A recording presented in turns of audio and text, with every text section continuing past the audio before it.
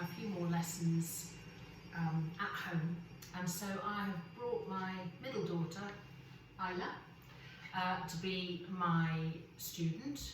Isla can cook, by the way, but we're going to cook a soufflé today, which is something that somebody mentioned on Facebook that they'd like to know a little bit more about. And we're going to make a big hot cheese soufflé. This size would probably be suitable for 2 or 3 people. It's very simple to make. Don't let anybody tell you that soufflés are difficult. There are just a few little rules that you have to follow, and otherwise very simple. So, Isla, first of all, we're going to grease the bowl. So I've melted some butter here, and I'm going to show you what we do. So we grease it all the way around, and then the bottom bit, that's not too difficult. This is just melted butter, and then here, I'm hoping that you can see this, you just pull, go straight up in lines, and you try to make sure you cover every little bit of the soufflé case. So there you go, I'm going to give that to you to have a go with while I go through the rest of the ingredients. So in the soufflé, we just have a few very basic ingredients which hopefully you might have at home. I know things are difficult at the moment, and not everybody has everything there. This is made with wheat flour. You can have done this with corn flour. You can make a sauce with corn flour, and it will work pretty well. And obviously, if you are looking for the gluten-free option, you wouldn't use these, which are breadcrumbs, which we're going to put in the soufflé case in a minute to give it a little bit of a crust around the outside. So if you are gluten-free, then don't use the crumbs. You don't need to use other ones. Okay, you finished that? Yep. Great. So in here, we put some dry white breadcrumbs, and you can see we then just roll these crumbs all the way around the case. You want to carry on doing that? Might need a few more crumbs in there. Was it going all the way to the top? All the way to the top, yeah. So I'll put that there to catch any that are coming out. You can get right to the edge. Alright, that's fine. Now you can tip them out into the sink, actually.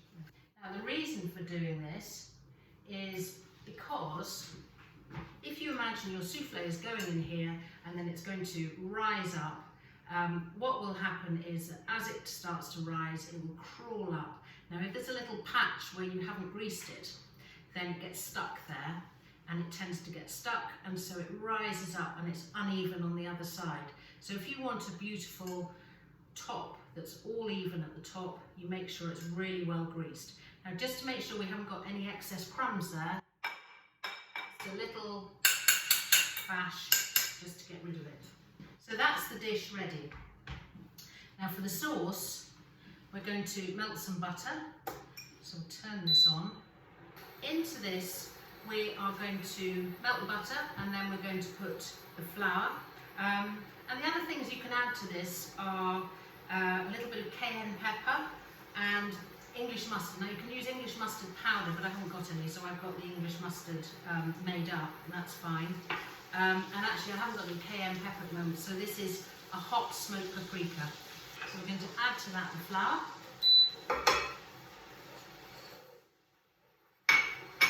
Now, cayenne is quite hot, so you just add a little bit of a teaspoon, just the tip of a teaspoon at the end, not too much, and a little bit of mustard.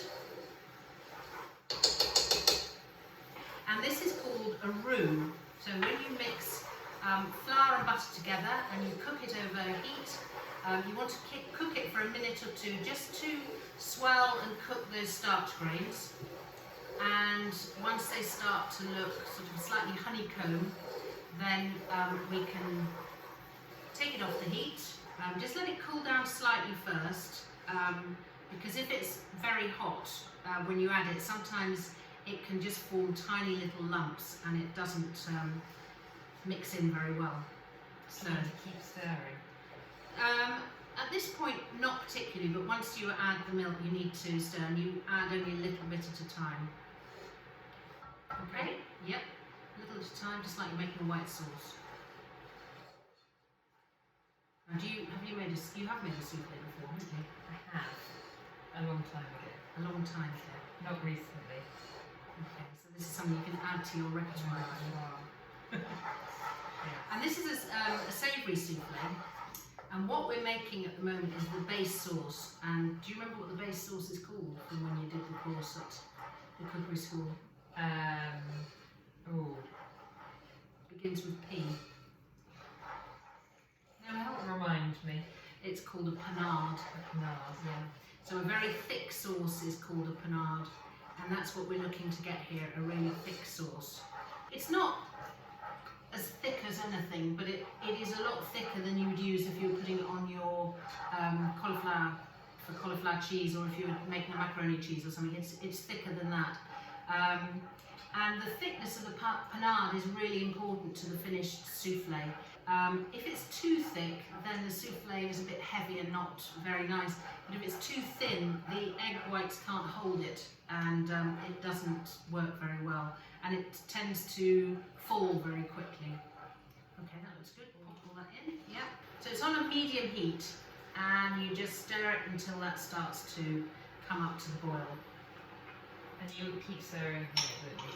Keep stirring, yeah, because what's happening at the moment is that the starch, as it heats up, the starch is beginning to thicken, and if you don't stir it at this point, you can get big lumps which then don't disappear. Other flavours you can do. So this is just a cheese one, it's very simple, and I actually like a cheese soufflé. Instead of using the milk, you could roast peppers and puree them with milk to make the liquid, and then you'd have a red pepper soufflé, or you could use a mix of cheeses. You could put some blue cheese in there. It's nice to have a bit of cheese in it for the flavour, and I don't know if you can tilt that. I don't know if that's being caught or not, but anyway, just keep it boiling. Now, any sauce that has wheat flour in it needs to bubble and just be on the point of boiling. It doesn't have to bubble fast, but just be on the point of boiling for a minute or two, just to cook out the flour. If you're using corn flour, you don't need to do this. Once it comes up to the boil, it will be ready to use. Okay, that's looking good. Okay, so if you pop it on there, Isla, and we'll turn that off because it will start to get across. Now I just want to show this. It's sort of thickish. Okay, so it's not exactly pouring off, but it's not so thick that it's staying on the spoon. And that's perfect for the panade. That's the right thickness to have. Okay, so first of all, can you add the cheese? All of it. Yeah, all of it in. Mix that in. Now you put the cheese in first, because that allows the sauce to cool down a little bit before you add the egg yolks. If you add the egg yolks straight away, it's a little bit too hot and it can cook them. So that's good. Keep mixing. Okay, so we have 4 egg yolks here, which have been separated, again by Lorna, who is our commie chef today. Mix, mix, mix, mix, mix, mix, mix, beat, beat, beat, beat, quick, quick, quick. Get that one, break that one up, yeah. And that one, now you can scrape that out. In fact, I'll scrape it out. Why do you want to break it up so far? Well, because I don't want a poached egg in the middle of my souffle. There we go. Fair enough. Fair enough. Okay. Now we're going to add a little bit of salt, seasoning. And because we're going to add a lot of egg white to this, it means that this needs to taste quite strong at this point. A little bit of ground black pepper. You can add white pepper if you prefer. Fine, and we're just going to taste that. There you go. See what you think of that one.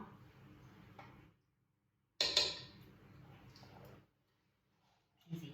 It's nice, isn't it? Strong. Good. Now the bit, and the reason why I've got Isla here, of course, is because we're about to whip the egg whites. Thank God.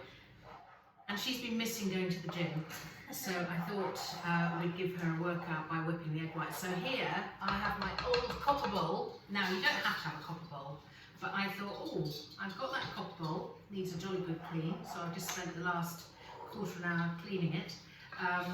It needs to be clean because if it's not clean inside, it will turn your egg whites green. So this has been cleaned with vinegar and salt and scrubbed. I haven't used it for a long time. This is better, using a balloon whisk is better than using an electric beater. You can use an electric beater if you don't want to spend the energy. But if you look at the difference between that, which has got lots of little bits of wire and they're very thin, piano wire whisk, as opposed to this, which only has 8 bits and they're quite thick. So it means that this, when you use an electric beater, you put it in, it tends to beat up and produce large bubbles straight away. Whereas this, along with the copper, makes a very, very fine foam. So in copper, there's a little sort of slightly chemical reaction between the egg white and the copper. Just put that there, thank you. And you can, if you want to, put a little pinch of salt in, and that just will help as well to stretch the egg whites out. And then you start to whip, and you just go round and round. So it's a circular movement, and you will get a foam in reasonable time. Ready? Yep. I'll push that out the way so you can put it down there.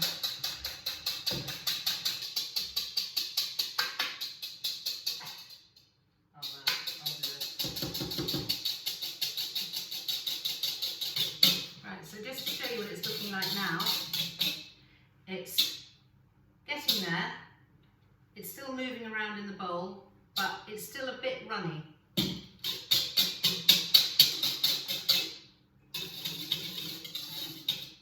So it's still just moving around in the bowl, and but it's holding a little bit of shape, but it's soft.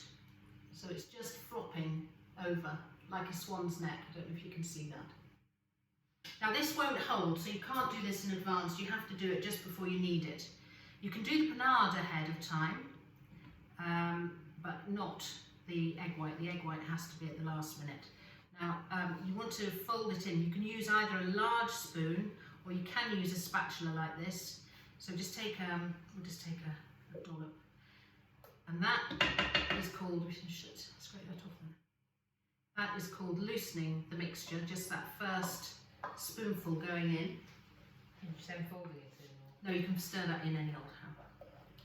Okay, now just get the rest of that and put it all in.